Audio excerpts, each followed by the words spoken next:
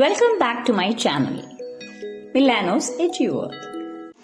A bird in hand is worth two in a bush. Good morning to all. Let us see about a proverb as its continuation. Certainty of having something in hand is better than mere probability of having even more things. For instance,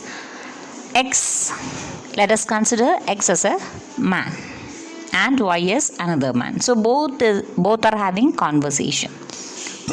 One man asked to the other, "Why did you turn down the job offer when you don't have anything concrete in hand at the moment?"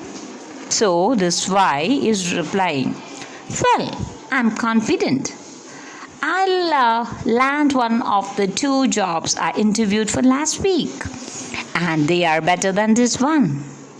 So Y is again saying to X. X is again saying to Y, "In my opinion, you should have taken it. A bird in hand is worth two in a bush." I thank you all. I hope you all understood about this. Have a lovely day.